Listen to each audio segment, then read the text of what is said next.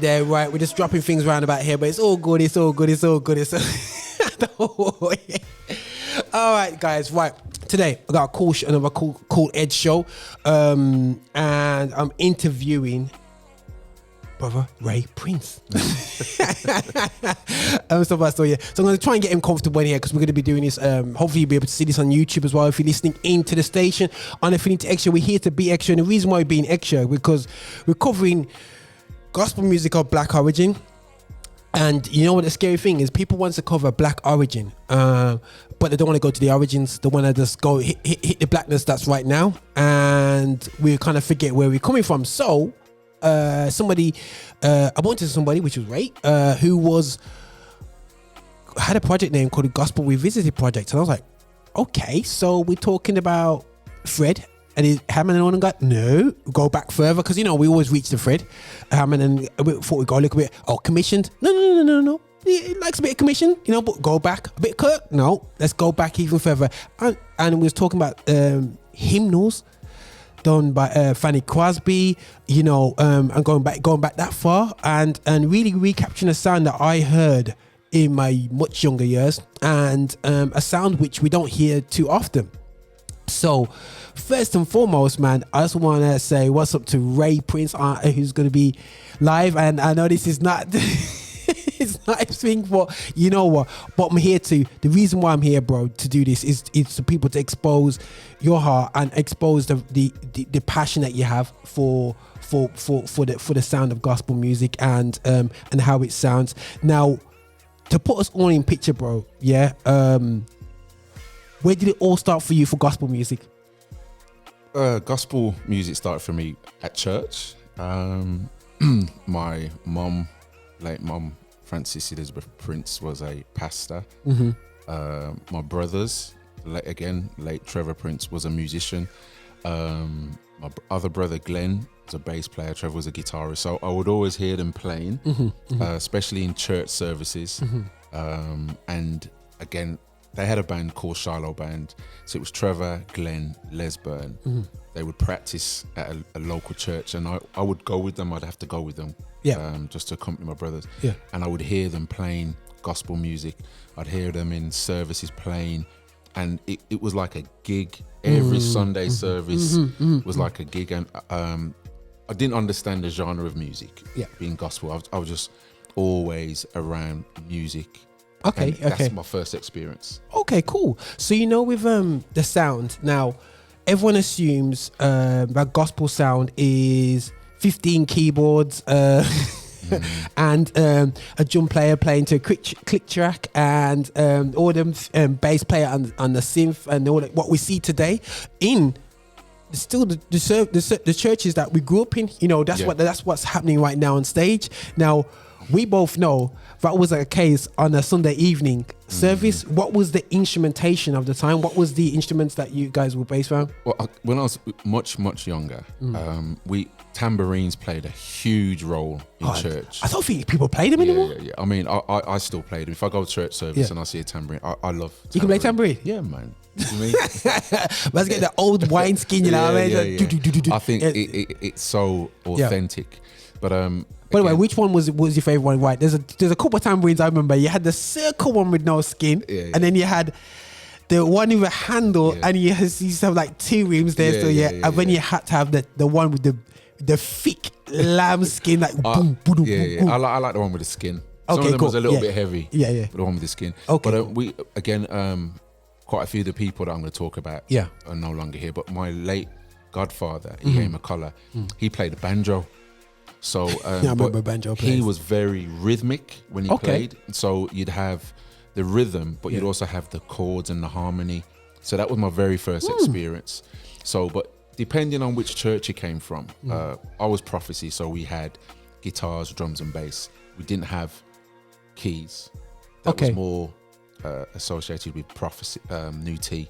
Okay. So I grew up around the guitar, bass, drums. Yeah. That's what we grew up around. Yeah. and it's like a 3-piece band was just a normal thing for me, you know.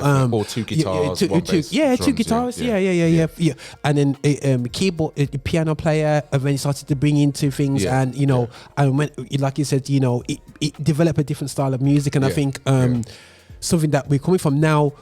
What was obviously today's music, worship is a lot different to how it used to be, and I know I'm gonna go straight into these guys because I think that what people have to realize, you know, when you sometimes hear people says it's not like how it used to be, and I think that it's okay saying that, but they don't know that sound what it used to be, so it's okay to say this is not how our chorus structures were and what our song structures were, but give us an insight of what are the key fundamental differences of the music that people were playing 30, 40 years ago to what is happening now, because you're revisiting these songs, and what is it harder, easier, or just different? What is the key things that make it stand out?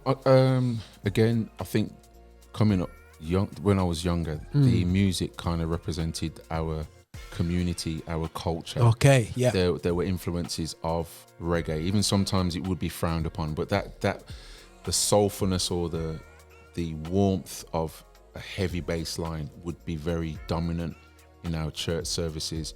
A nice thumping drum groove, which would represent our community or who we are as a people. So that would resonate in our songs. Not so prevalent today with the worship songs that are out now, which again makes my project kind of not so much unique, but just kind of authentic, because I really like that old sound.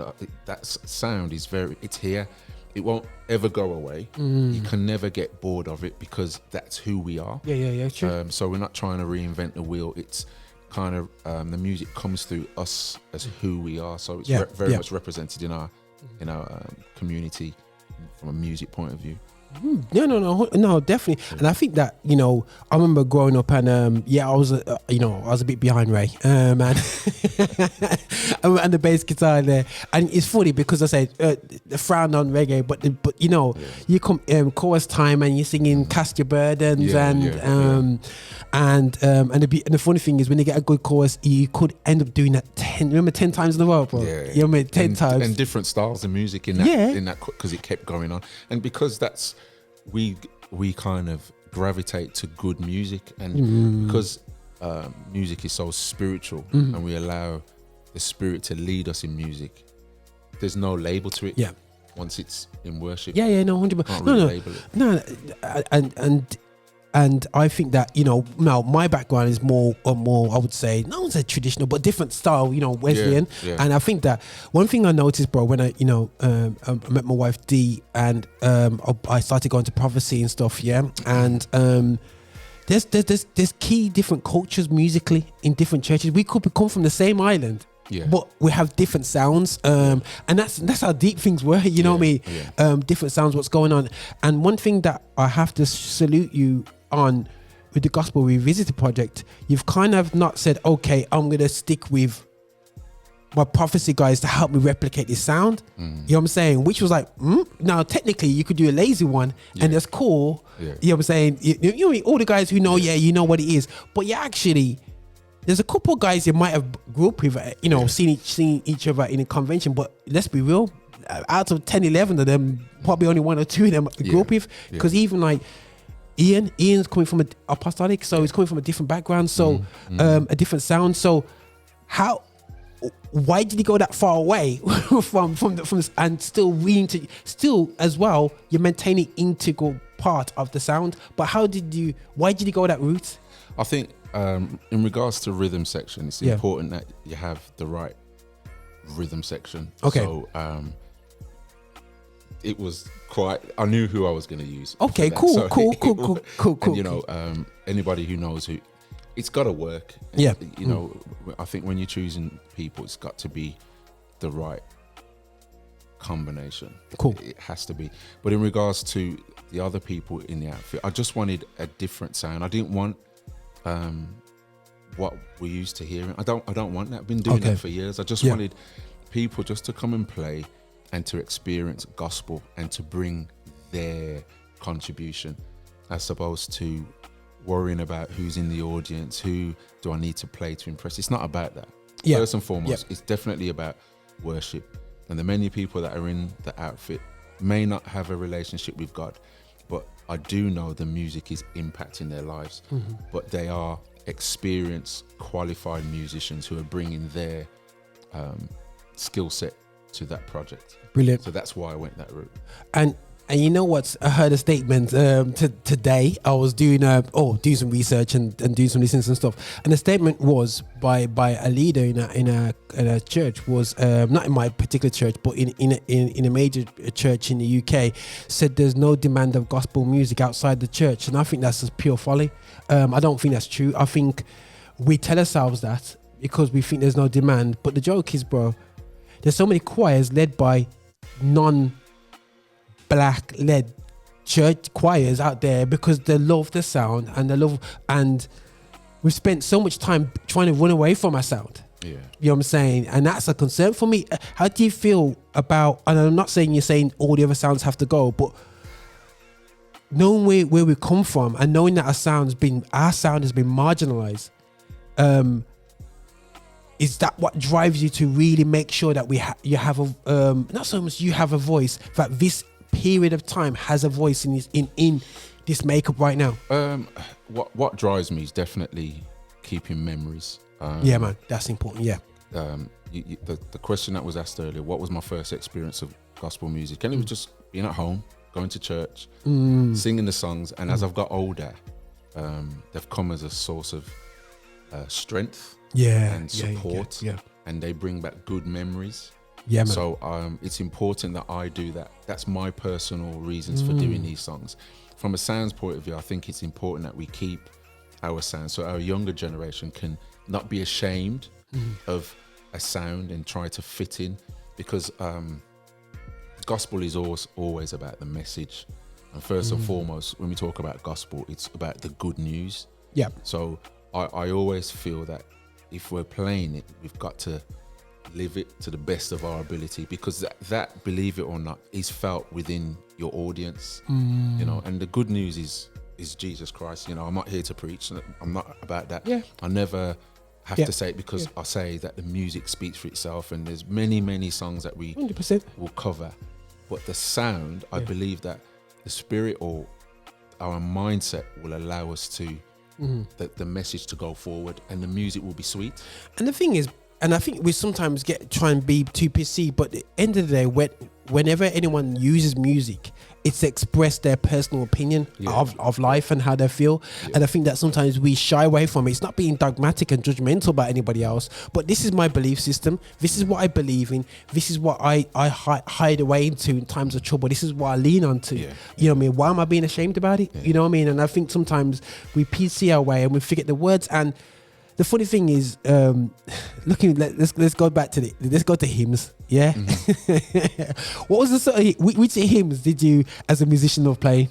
My favourite hymn was, I can tell you that the number was number 52 from the Bangers hymn. As I travel through this pilgrim land, there is a friend that walks with me. I used to I used to love playing that song. Okay. Yeah, classic. Right. As a classic for me, it was a classic when I was a young musician. It wasn't even in our book, you know, bro. It was "Oh Bound Us Salvation." Okay. I don't know. Yeah. "Oh Bound Us Salvation." But anyway, so fool, how did it go, you know? But you know, you have to do it in that sort of twang, in it. Yeah. You can't just sing it like, "Oh, no. We got "Oh Bound Us." Anyway, you know, you gotta get that twist and you gotta get them funny harmonies in. But before everyone tells me off, because people do listen to the show and listen to me sing, they do say, "Roger, stop singing." I wonder why, you know what I'm saying? But anyway, but that song that you mentioned, obviously, it hits something within yourself. 100%, And the moment you start to think about it, there's whatever thoughts flood your mind is because of that song. True. And so it serves a purpose, and it's very, very important that we keep that. We keep it, because if we don't, it's going to be gone. I had a comment today about a song that we played. And it was a snippet that we did for the upcoming sharing. For the Grosvenor Road Studios. And it was said that I haven't heard that song for a long time. And this was said by a woman who's in her 90s. Oh my goodness. It's scary, that is. Yeah, when that message was said to me, my heart just was overwhelmed, because how and why does that lady who came here in probably the late 50s, in the 50s, has been here for so long, those songs would have carried her till this day. She can say she hasn't heard it for a long time. And it's important, bro, because it is important. Because we're suffering under COVID right now, and there people are locked up, and the elderly can't get out, and they're in fear, or they just can't get out as they used to. They don't have the visitors, they don't have the grandchildren coming around. They're looking at Christmas, staring at, you know. I was saying to my auntie, "Auntie, who's coming around?" He says, "No one's coming around," and I'm like, "Yo," because of the whole tear thing and COVID and whatsoever. And I was like, "Wow." You know what I mean? And they just want to hear some hit, you know what I mean? Just to comfort their soul, you know what I mean? And, you know what I'm saying? And it does comfort their soul, and it's not just about, we have to remember that, my mum always used to say, no, not my mum used to say, when I used to play in church services, and we'd be playing a hymn or a chorus, and if you can get the oldest person to dance, and you can get the youngest person to dance, you know you've reached. And whatever chorus it is or the hymn is being played, it resonates with those generations. And these are songs that are timeless. Bro. They're timeless. You're talking about, you know, Pass Me Not, O Gentle Saviour, Fanny Crosby. These were written in the 1800s. You know. And you know what's scary? Songs. Yeah. Fanny Crosby is seen as a rebellion because her songs are so popular. And what I would encourage, you know, each generation there's a sound. Yes. And whenever we do this as a Christian, we seem to get told off whatever generation is. And somebody said to me, "Raj, like, do you believe in gospel drill?" No. I believe in the gospel message on top of drill. Yeah. I don't believe in. I'm not going to get involved with the style of music. I'm getting involved with the message of the music. And that's where sadly we've become. We've lost it to a point whereby gospel doesn't have a label. It's the lyrics. Yeah. Gospel is the good news. Whatever music or genre you put on top of it makes it gospel. And that's the thing is, there's two definitions to gospel. There's a gospel message, and there's gospel, which was a sound. You know what I'm saying? And now for gospel revisited, would you say it's both elements of it, the message and the sound, or is it the gospel sound? Would you say that we say it's gospel because of the lyrical content? You take take the lyrics away from that. You don't know what you could class it as jazz. You could class it as, as jazz rock. You could class it as fusion because of the other elements that influence, or I would say the songs that we rearrange are influenced by the music that influenced me. So I would call or use certain elements of different styles or genres I personally listen to to rearrange these tunes, but take the words away. You wouldn't put it in a gospel genre. It's the lyrical, I believe, in my personal opinion, it's the lyrical content that allow you to kind of define, so where do we put this style of music? And I have to salute you, and why I'm emphasizing some of these parts, guys, because I want you to go and watch a YouTube video. 100% go and put Gospel Revisited Project, find that on YouTube, check out the Grosvenor Road Studios. Apparently it's a rehearsal, but you know what I mean, it's a very good rehearsal. You know what I'm saying? You know, it was a rehearsal. You know what I'm saying? And you know what's really crazily cool is like you're using instruments now. Today's music, and I don't want to sound like I'm badgering on about today's music, but the reality show is that I do today's productions where I can get one drummer and a keyboardist, and that's the band. You know what I'm saying, bro? Like you press play and you play the track on top. And guys, I do shows like this, you know, not a problem, but when it comes to coming to do the recording now, you know, fortunately I was blessed to be in a position to support Ray on this project, you know, and do the recording with my team and whatsoever. To do this now, I'm there with the youngest one. I brought my son along now. He's 16 now. Technically, he's meant to say, "Oh, Dad, this is drag because this is old people instruments, and this is, you know, because my son listens to gospel, you know, grime, hip hop, and all that business. Like, he listens to all the current stuff out there. So he has a bit of a cheeky one where they keep on saying to me, "Oh, Dad, do you know what? No big deal, brought out." And then so they're on my case trying to make sure that I'm on it. But now afterwards, he goes, "You know what? That was, you know," and I know he's not around that sound of music, and he's not around not only a bass guitarist, not only 2 guitarists, not only a drummer, not only a little percussion and tambourine thing, but on top of that, you've got trombone, trumpets, you've got saxophones, you know what I'm saying, the voices themselves, the flute, and all this combines, and everything is organic, you know. And I think I think in the gospel field of things, we've kind of moved away from having organic sounds because I don't know what it is, you know. We moved away from that organic life, and I really do appreciate you going back to a very organic sound. I mean, again, that's influenced by what I listen to. I listen to Steely Dan, Earth, Wind and Fire. So, you know, those grooves, man. Those bands had a full set of instrumentation, you know, brass section. So I grew up around that style of music. I also loved, when I was growing up, listening to TV shows like Starsky and Hutch, you know, Saint Elsewhere, and them little interludes in them tracks. I remember watching Chips. And they're just driving in the car park, you know, you hear so Car Wash. So all of these bands that would have the likes of Dave Grusin doing the orchestration. I liked big sounds. But working in the music education sector, I'm exposed to all of these music opportunities, and I love sounds. I would rather, if I could finance it, have the instrumentation of strings and that than have a keyboard player. No disrespect to keyboard playing strings, I'd rather have the strings. 100%. I'd rather have brass play. There's some amazing second boards players out there playing second keys, playing brass. I would rather have, if I can finance it, the brass section, because it's just you use the word organic, just the way the music layers. And you know, when we talk, it's from a scriptural point of view, Psalms 150 talks about these types of instrumentation. So if I can, I would rather use those, because I love playing in that environment and how it all comes together, because I know God appreciates it. I just know. No, guys, the sound is immense. It's gonna be coming up, guys, and whoever's listening to Affinity Xtra, you're gonna get mashed up by the sound. And if you want to see the sound, go to the YouTube station. Go to Gospel Revisited Project and go through the sound. And there's a few other projects which you've got there. You got some historical stuff that's on the YouTube channel. So if you want to check out some stuff, and there's a project Let's Play that you just started off, and that's gonna be some good fun, man. And you know, there's one chorus that I remember, a song. What's the last one? My Jesus, straight away it goes. You just think of memories. You know, you're walking into evening service and they're trying to slap everyone up and then start that chorus. Right. You know, and it's those memories are so important.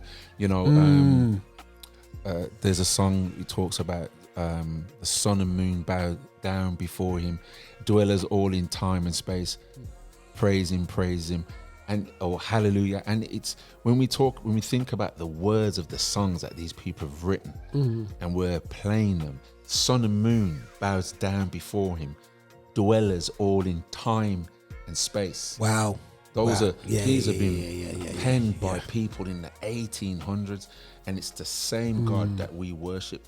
So when we play these songs and we, you know, my wife Claudia, who's on vocals, she's all about lyrics. So sometimes, you'll have. I remember one time when we played at Bramall. Remember. We did How Great Thou Art. I think we did as an interlude, and I was in tears before I even played. I held my head down because it's him. You know, we're playing for him, and there's people in the audience who are coming there for whatever reason. They're gonna go away with something, and that's what GRP is all about. Man. You go away with something from any performance. That's good, man. Man. No, bro. That's good, and I think that it's important that that we get to understand this, bro, because I think that for me historically, there's not many places to go to listen to our sound. Yeah, you know, so I would say to people, you know, I'm not saying it's the only place, but it is the place to go to. Gospel Revisited YouTube channel. Check that out, man. Kind of ways I can shout it out, man. I'll shout it out, you know. No, definitely, bro, because I think that we need to, and it's not about, you know, what's the beauty, guys, yeah? I always say there's this rapper, Lecrae. When he first came over, I brought him over, and he said that, you know, how you feeling being a rapper in front of old ladies in church? How do you cope with that? He said real recognizes real. So whatever you are generational wise, if you're gonna go there and fake the funk, everyone knows you're faking the funk. You know what I'm saying? So whatever you do with excellence. And I think that too often, especially, and this is, I don't know, Ray, go punch me in the arm and if I'm incorrect here, yeah, but especially within our community, in our churches, me growing up, we spent more time trying to be something else and not be us.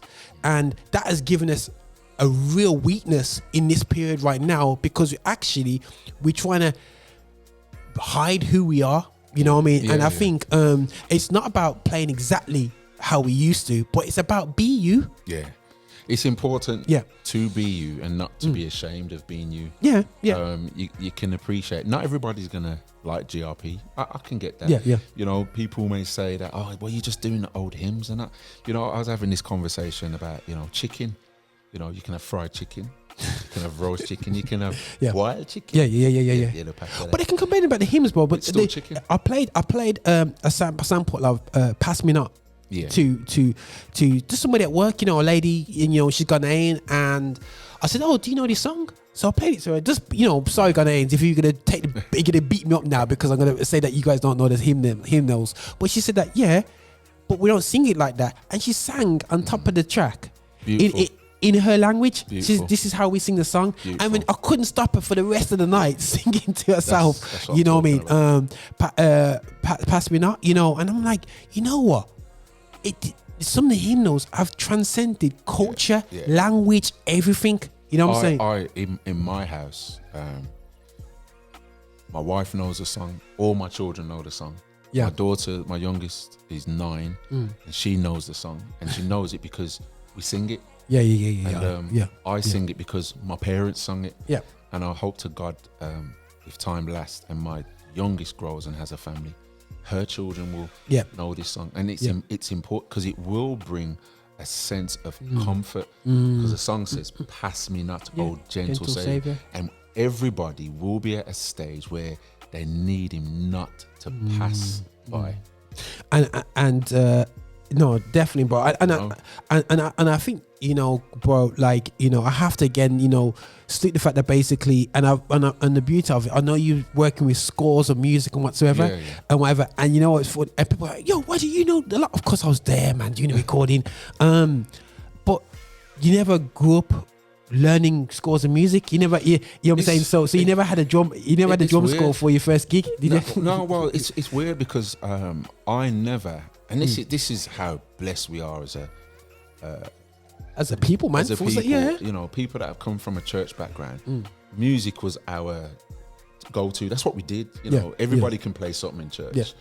And I remember I was at school, and I never took music at school because they brought and played Beethoven, and I thought, what is that? What kind of rubbish is they playing to me? You know, I'm at school, you know, semi-afro, wearing my Farrah trousers in the 80s. I'm thinking, you know, that's not cool.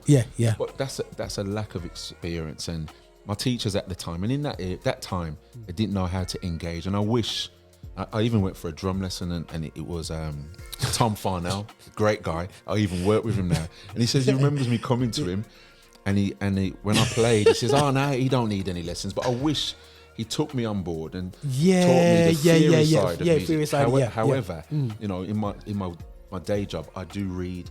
So, and quite a few of the players in GRP, they are readers and they're very competent. But we're blessed that we have ears. We can play by ear, and a lot of us come from the church background. That is our blessing. And please do not underestimate our skill set. It's a massive, you know, and all of us have scores. You know, we when we're doing the arrangements, we do them in different ways. You can use it as MIDI files, or we can do it as scores. Some of the woodwind players and the other players, they're all readers. Wow. And the majority of us all read, so we've got plenty of time to read. But no, that's not the school of thought we come from. Okay, cool. And it hasn't hindered us at all. Brilliant, man. And I encourage, you know, like me, I did grade 2 piano, and then decided that I was going to retire early. Because actually, the joke was, sorry guys, I go stories of Roger. I actually went for trombone at school. No. Yeah, you know what I'm saying? I got through to the last to basically got picked to be taught trombone to 2 in a class. And my parents go, nah, because we're going for piano. And you know what? That messed me up, man, because I wanted to play trombone. You know what I'm saying? Not piano. You know what I'm saying? Yeah, I could be in GRP right now. And obviously, parenting skills have changed this generation. We kind of listen to our kids a lot more than what our parents did for ourselves. My mom and dad bought a big, massive piano, and they said, listen, you gotta learn to play the piano. It's much more. And in church, the piano fitted our musical structure, but I didn't realize that I could be a trombone player right now. But I do encourage people, you know, as well, it comes to children and music, don't force your children. It's a different world right now. Don't force your children into music, because I think that, you know, they don't love it, if you know what I'm saying, properly and whatever. It's just more beautiful when people organically picked it up. But it's funny because I was one of the young guys that we both work with, Just, and I said to him, so wait, so what got you into it, man? Yeah, and he says, he's just there. You know what I mean? He was just there, and I just picked it up at first, and I was like, you don't just pick up things like that, you know what I mean? And with my children, actually, I said, you know what, I'm not gonna push them into live music. But the problem I have with live music is that we don't have enough of it right now. You know what I mean? And I think that there's no inspiration. Before, it used to be kids fighting over to jump on the drum kit. You know what I mean? Like I said earlier, when I was younger, going to church, man, you know, you would not have to force anybody to go revival. That's the gig, you know, bro. That's the gig. We just waiting for the altar call, man. Yeah, bro. The chorus is gonna be trashing. you know what I mean? Yo. So that time was. I remember clear. You know what I mean? So Monday, Tuesday, Wednesday, Thursday, Friday, and then Saturday Spice, and then Sunday all out. You know what I'm saying? Baptism. It was a gig. So you know, you talk about my inspiration. You know, I've got a few drummers that are my go-to. Are the few drummers I love their playing. Okay. However, it wasn't until I got older that I would look at credits on the back of albums to see who's playing it. My inspirations were church drummers, church guitar players, guitarists, church bass players. They were, you know, because they were my first. I was exposed to them first, so I never play down, you know, the likes of Les Bernese. I talk about him all the time. Yeah, man. Wayne Williams, you know, my brothers, they inspired me so much. If you don't like what you see, okay, you're gonna have to blame them. You know, but they're the ones that first inspired me about being a musician. So, you know, and then later with experience and understanding, okay, you can look at the record sleeves because it was vinyl. I like the way he plays. Let me go and check out. And then your experience. But my first experience was not church convention. It was a gig. Yo, but and something that we you know, when we think about it, the national convention that you guys were performing at was in front of thousands of people, and we reject the skills that as a kid, I used to hate doing recitations. You know what I mean? You know what I'm saying? But I used to hate so. I don't hate. I dislike. No, dislike. I loathed. No. I can't even find another word. I was so scared. You know what I mean? To go there and go, and he used to give me the word. Say, this is your recitation. What for? For the program? You know what I'm saying, bro? Is it building program or you had to do it for Sunday school, build the actual program? Whichever way. We always were building back in the 70s and 80s because that's what we did, man. 60s.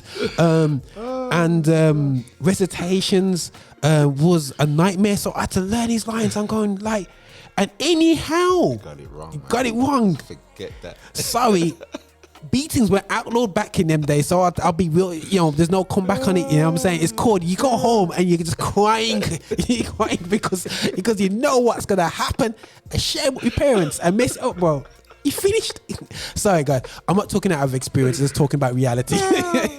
Some that night after you get finished and embarrass your parents, so you made sure that you got that right. But the thing is, that prepared us for public speaking. No, so that's why we came dread when it comes to delivering the word, motivating, projecting ideas off the top of our heads, and remembering stuff and absorbing information is because of some of the things we look back in that period, bro, and had to do. You know, you as a musician, you know, there's no drum, like there's no drummer here. Oh, right, just jump on there. You know what I mean? There was no. There's a protocol going. There's no protocol. You know what I mean? There's just to say, yo, can you do this? Boom, boom, boom, boom. And the thing is as well, my generation, we used to have a prophecy. Was every first Wednesday was district meeting. Everybody would be there. You know, everybody would be there. Youth convention, everybody's there. You know, because the music is very, very important. And again, I think those of us who, you know, late 60s, early 70s babies who are born, we were spoiled, man. We had we came at a very, very great time to be doused in good sound. You know, the guys that are playing now, absolutely amazing guys, amazing musicians. But I think we had a real nice sound. I think it's very important. And my aim and determination, so like a testimony. It's to keep it, you know, keep it real and to kind of keep that sound as much as I can. That's my aim. On a bit of a later note, because we're going to go into this show in a bit, so you can have a good listen to that. But again, go to the YouTube channel, experience the whole proper thing, and when you hear the sound of this, you're going to be like, yo, where can I get this from? But going to what's next, 2021, bro. What is going to be next after this? What's your plans for the new year? Obviously, I'm not saying to reveal all details, but is this something that are we gonna be seeing more songs from yourself or more stuff? We still, our narrative is always to revisit the old hymns just to keep them live. But also we're writing our own stuff, so every time we'll also interject our own material as well. Good. But we have 2 scheduled events. One in June, I think the 19th, and one in December, and they both are going to be paying homage to the female gospel artists, like the likes of Mahalia Jackson, Albertina Walker, Shirley Caesar, Sandra Crouch. Yeah, these are some great people, some great women that a lot of us sing their songs as refrains. So I'm going to be featuring some local Midlands female artists or singers, vocalists, and the first event's going to be with a big band. It's going to have a big band vibe, and the second event, which will be scheduled for, I think it's the 4th or 5th of December, 2021, will be with an orchestra, with the Birmingham Orchestra. Yeah, man. University of Birmingham Orchestra. So you're going to have 2 contrasting events, but again, it's just keeping the music alive. So that's, God willing, you know, and it's all going to be held at the Town Hall, Birmingham. Brilliant. So that's the plan, God willing, for man. 2021 we don't like God you said it got but I know, like we did in this last event, just to give you a picture of the story with this last event, I'm going into too much detail, but just say yes, it was a rehearsal. and due to COVID-19, is, you know what I'm saying, we show some resources, man. I think. Listen, let me jump in. Okay, go on. Let me explain things. With this event, we was going to do an online event. Cool. It didn't work out because some new COVID restrictions came in. I was going to cancel it, but we was doing a rehearsal, and I thought, it'd be nice if we just record it. And I had nobody, and I phoned this guy here, and I says, Rog, what do you think? And he just says, Ray, yeah, let's do it. And within 5 days, he turned it around. And the footage that we got, I was so happy with it. It's exactly how I wanted it, with or without mistakes. It's exactly how I wanted it, because it was done in the right spirit, and I hope that it's received in the spirit that it was done. But Roger, listen. I'll just do my thing, man. Just do my guys. Just do the thing. And but you know what's crazy, guys? Roger, when I press play, I'll do the editing and whatsoever. I must admit, bro, when I press play on it, yeah, everyone stops. You know, in the room, I can't do this edit with anyone in the room. I had to edit it through my headphones at home, yeah. When unfortunately I had to get locked down in my yard. But anyway, that's a whole nother story. But I had to just do it then, because if I do it around people, everyone's like, you know, I got A Dazzle going, you know, me singing in the background, you know what I mean, and whatever. People literally slow down because it's attractive. And what I would say is that, you know, you got a combination, and this is what we need to look forward to, guys. Yeah, the combination of visuality, the audio production, big up to Theo Brian, and also the musicianship and everything coming together to make an amazing space as well. Grosvenor Road Studio, just to, it's amazing just, space. You know what I'm saying? I must salute Cherise Storrod, and Carol Pemberton, MBE. They are absolute great people, wonderful people in the Birmingham, the Midlands, who are really champion gospel music. And it's, if God, you got to remember, God knows our hearts and why we're doing it. Yeah, man. And, you know, but again, by your fruits. And I just hope it's received in the way that it was done. That's just my prayer, man. That it's just received in the way. Listen, guys, all I have to do is say, get ready to receive this, because we're gonna drop this track in a second. And what I'm gonna say is, guys, do check out Gospel Revisited project. Put that in there. Come out to myself on my GR360 media. I kind of beat them up every week. It's almost like Sunday service for me. You know what I'm saying? You know, Sunday service choir thing. Can you rest? I got Gospel Revisited. You know what I mean? And at least it last longer than a year anyway. Still, yeah. Just need to work on the a bigger choir there still. You know, and yeah, I suppose I can come up with a rap, you know what I mean, and just use some auto tune and help me out, you know what I mean. Let's go, you know, make up a vibes, you know what I mean.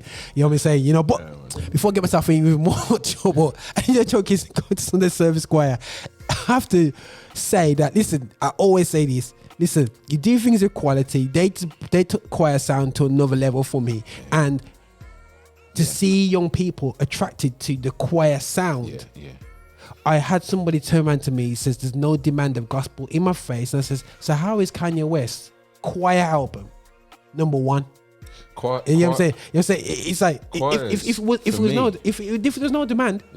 Choir, listen, choirs are the heart of a community. They bring people together. Wow. You know, and we missed that, bro. We missed that, man. You know what I mean? We've missed that totally. You know what I'm saying? And I definitely got to get you to hook up with Music Geek. She does a Take Me Back show. I remember when I listened to her when she first opened the show on the station, the first artist she played, bro. And I thought, you know, when you think you know everything, I don't know everything, but you know, when you think you know the tunes, and you're trying to guess which ones you can play, she comes out with Jesse Dixon. Yo. Yeah, that's what I'm saying, bro. You're like, it's going, this is not fair. Jesse Dixon, you know. That's what I'm saying, bro. Listen, man. That grease back. The late Jesse Dixon. Yeah, man. And he was singing right up to, even to the other day, bro. Like, you know, they would just continue. They just love singing the gospel. They love singing hymns. You know what I'm saying, bro? Like, great people. And the integral to what we are, because I remember Jesse Dixon, man. I remember seeing my auntie had his albums and the influence. All these guys, you know, we can't ignore it, and we need to bring it forward.